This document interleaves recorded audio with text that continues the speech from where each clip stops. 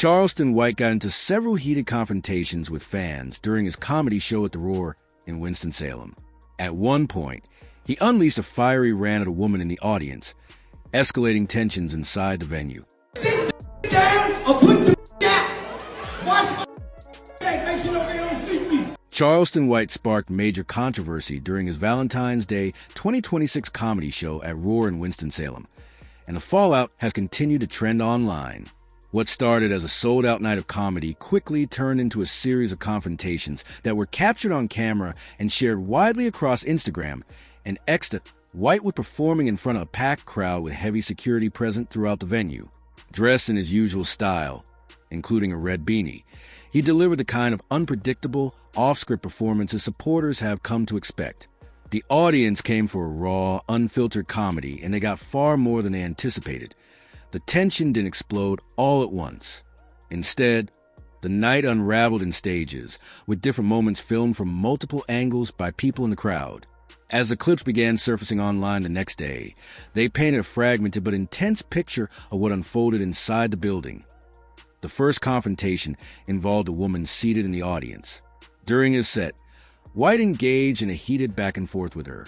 The exact comment or action that triggered the exchange isn't fully clear from the circulating footage, but his reaction was immediate and sharp. He addressed her directly from the stage, making pointed remarks about her personal life, finances, and relationships. The crowd reacted with a mix of laughter, shock, and tension as the exchange grew more personal.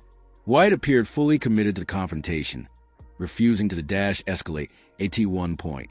He told the audience that many of the men in the room couldn't even speak freely in their own homes, a statement that further stirred the atmosphere.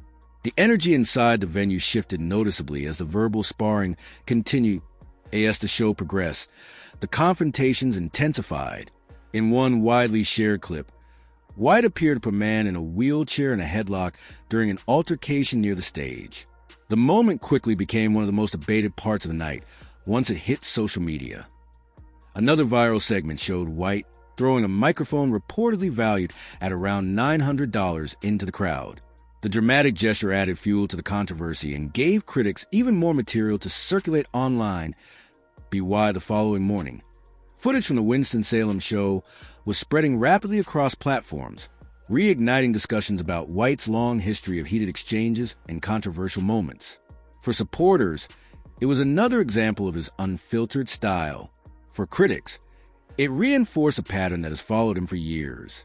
You go home and argue with you can't tell her that. Most of you, when you go talking loud in the house, don't nobody listen to you because you don't pay all the bills. Charleston White kept pressing the issue.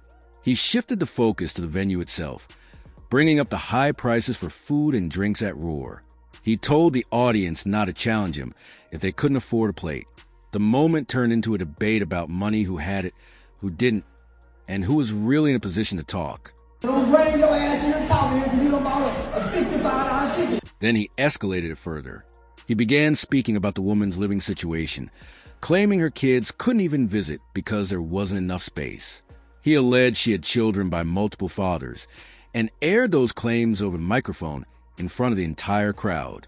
The comments drew loud reactions from different parts of the venue. Say, stop, put your hand down, because you can't change the thermostat. You can't change the thermostat now. He didn't limit his remarks to her. He addressed the men in the audience as well, saying many of them lacked authority in their own homes. Then he circled back to the woman again, doubling down on his earlier comments and keeping the spotlight firmly on her. Matter of fact, your kids can't even come over because they ain't got their own room. Your kids can't come over. You got 2 or 3 baby daddies. After that, White pivoted to talking about himself. He contrasted his own family life with what he had just accused a woman of. He mentioned his marriage and his 2 children, emphasizing that both were with the same woman. Ask the baby. About to look pregnant right now by that's in jail somewhere. I got 2 kids by 1 woman who I was married to. He repeated it for emphasis: 2 kids, 1 woman, married. He then spoke about his children's accomplishments, saying his daughter graduated at 15 and his son graduated as well. He used his own family narrative as a direct counterpoint in the ongoing exchange. 2 kids by 1 woman. My daughter graduated at 15 years old. My son graduated. That's when the energy shifted again. White told the crowd he didn't want to hear from the woman anymore and dismiss her outright. Shortly after, a man in the audience, reportedly her companion, began moving through the venue. He wasn't heading toward the exit. He appeared to be moving toward White. I don't want to hear no more. Got multiple baby daddy. Punk ass. I don't want to talk to bro. White noticed the man approaching and didn't retreat. He didn't soften his tone either. He told the audience he was ready to fight if necessary. According to coverage from Kutok Media, the man was believed to be the woman's partner and was attempting to approach from an angle where White might not immediately see him. We can fight. Hard fight. I tried to talk to you. White instructed people near him to watch his back. He made it clear he wasn't leaving the stage and said he would handle anyone who came at him. He also called for the woman to be removed from the venue entirely as tensions continued to rise. So the girl that he's talking to, that's her man right there. He started to go around the side. So he's coming around the side, I guess, gonna try to go sneak trash talking Charles. That situation didn't turn physical as security intervened before it escalated further. But the night wasn't over. The second confrontation became the most widely circulated moment. A man in an electric wheelchair entered mid-performance, rolling toward the stage with speakers attached and blasting a track with aggressive, repetitive lyrics. Some reports later identified him as show-off praise. The disruption confused parts of the audience. Some even wondered if it was a planned segment. White paused the set, stepped off the stage, and approached the man. After a brief exchange inaudible in most viral clips, White placed him in a headlock for several seconds before security stepped in. A scene later broken down in detail by Kutok Media. After the headlock incident, Charleston White returned to the stage without calming the tone. Instead of brushing it off, he addressed the moment as a warning. He told both the man involved and the audience that testing him could bring consequences that go beyond what happens inside a comedy venue.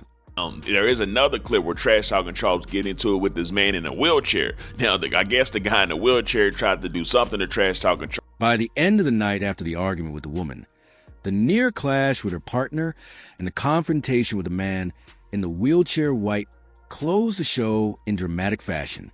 He hurled the microphone into the crowd, and reports noted it was an expensive one, adding another explosive visual to an already chaotic evening. Get up to the stage like you gonna do something. You ain't got the kind of bomb money I put on. The fallout was immediate. On February 15th, 2026, clips in the show flooded platforms like X and Instagram, quickly racking up thousands of views. No Jumper shared footage on X. DJ Academics posted it to Instagram. The North Carolina Beat published a full write-up, and Winston-Salem Journal covered the story as well. Hot New Hip Hop amplified it further. Social media quickly split into opposing sides. Despite the intensity of the incidents, no arrests were made. Police were reportedly present after the show to escort individuals, but no charges resulted from the confrontations. The footage didn't need legal action to gain traction. It spread rapidly on its own. By the next morning, reaction videos, quote posts, debates, and commentary flooded timelines, dividing viewers into sharply opposing camps. What escalated the situation even further wasn't just the viral footage, it was White's response afterward. Rather than staying silent, he addressed the controversy head-on. In a live stream following the event, he confidently presented his version of what happened and doubled down in a way that intensified the online divide. White claimed the wheelchair confrontation was staged. He said he personally invited the man to the show, brought him into a VIP section that allegedly cost around $6,575, and instructed him to disrupt the performance intentionally as part of the entertainment. According to White, the man was not a random disabled attendee being targeted. He described the individual as a former basketball player who stood 7 feet tall and was capable of walking. White alleged the man had been seen outside the venue standing and drinking before the show, wearing size 15 shoes. In his telling, the entire moment was a coordinated bit of fake altercation designed to shock the crowd and generate buzz. White also stated during a live stream that the man rolled over his toe during the show and that when the man played, he played back. He framed the entire situation as performance art and even referred to himself as a genius for orchestrating it. He urged viewers not to judge the situation solely by short viral clips, but to consider what he described as the deeper performance behind IN defending himself. White referenced his own disability. He is legally blind in one eye due to a childhood accident that resulted in the loss of his right eye. He drew comparisons between his condition and the man in the wheelchair, arguing that both were on equal ground. Commentary channel Could Talk Media highlighted this part of his explanation while breaking down the footage and the aftermath. Him have to defend himself, so he grabbed around the dude's neck and was like, "Hey man, we both disabled. This is even." The quote, "We both disabled. This is even," quickly became one of the most repeated lines from the entire incident involving Charleston White. It spread across Instagram and X within hours, reposted with captions ranging from laughing emojis to outright outrage. Some viewers called it dark humor executed at a high level. Others said it crossed a moral line. Many were stuck in the middle, unsure whether what they were watching was calculated brilliance or reckless instability. That divide reflects the deeply polarized reaction White has generated for years. Supporters framed the Winston-Salem show as strategic chaos, a masterclass in virality. They pointed to the absence of arrests, the lack of confirmed injuries, and White's own detailed explanation as proof the entire confrontation was staged. For longtime followers, this was on brand. Controlled disruption that blurs the line between performance art and confrontation. To them, it wasn't a meltdown. It was marketing. Critics saw something very different. Some social media accounts claimed the man in the wheelchair was genuinely choked, suffered a neck injury, and sought medical attention afterward. One circulating post alleged he was looking for legal representation. Comment sections filled with accusations that, staged or not, physically grabbing someone in a wheelchair was unacceptable. Others argued that whether the man could walk was irrelevant, the visual alone was disturbing. The controversy expanded beyond comedy discourse and into disability advocacy conversations. Commenters debated whether consent changes the optics of such an act. Even if prearranged, many argued that portraying a headlock involving someone in a wheelchair for entertainment risked reinforcing harmful perceptions about disabled individuals in public spaces. The conversation shifted from "was it fake?" to "should this ever be content?" Backstage footage added another layer. In clips recorded after the show, White appeared composed and aware of the cameras still rolling. He spoke openly about understanding the moment's impact and implied that escalation was part of a broader strategy. Rather than sounding reactive, he sounded deliberate. At one point, he essentially outlined his formula. Create moments so outrageous that people can't look away and then capitalize on the attention. White framed the night not as damage control, but as content generation.